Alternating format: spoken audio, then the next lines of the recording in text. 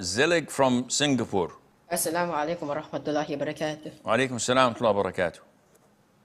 I've watched a few of your videos, and I noticed that you mentioned that all four madhabs are totally legitimate and permissible, but you also said that the Ash'ari and Maturidi Aqidah are deviant, and a majority of these madhabs do give rulings according to the Aqidah. So can you please explain this for me? There is a difference between the four schools of thought as a fiqhi schools of thought, dealing with what is haram, makruh, mubah, mustahab, and wajib. They deal with things that are related to fiqh issues, forms of worship, salat, ibadah, fasting, zakat, or transactions, or social affairs, marriage, divorce, iddah, prescribed punishment, judging, all the 9 yards.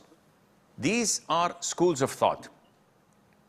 Now, it is totally separate from the issues related to aqidah, where a person can be Hanafi and Salafi at the same time. So he follows the school of thought of Abu Hanifa. So he puts his right over the left below his navel.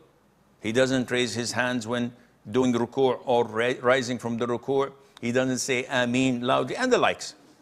But in his aqidah, he follows the Salaf, the Prophet Muhammad ﷺ, the companions, the tabi'een, the tabi'it tabi'een, the favorite 3 generations, who attribute the attributes of Allah Azza wa Jal according to what they've learned from the Qur'an and Sunnah. So Allah does have a face, Allah does have 2 hands, Allah Azza wa Jal has an eye, Allah has fingers.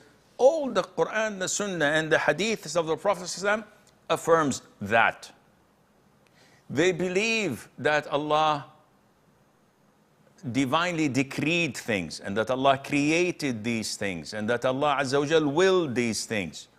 So the belief in the divine decree is firm according to the belief of Prophet Muhammad and the Sahaba and the Tabi'een.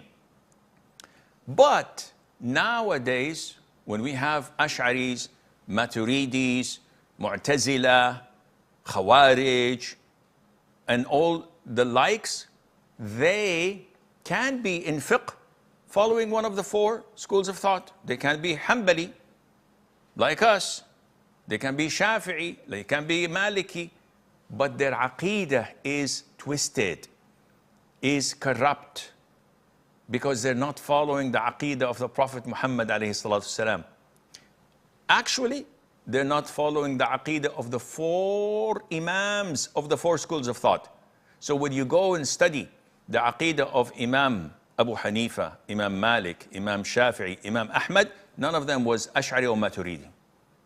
And they would never even in their wildest dream say that, no, Imam Shafi'i was a Maturidi, or Imam Abu Hanifa was this and that. They would never ever say such a thing, because they know that there would be blatant liars.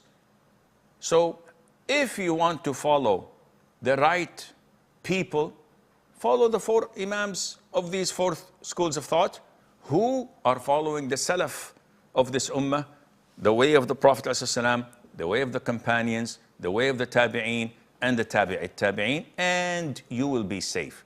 Don't be misguided by what Maulanas say that, oh, you have to do this. All of this is philosophy coming from the Greeks.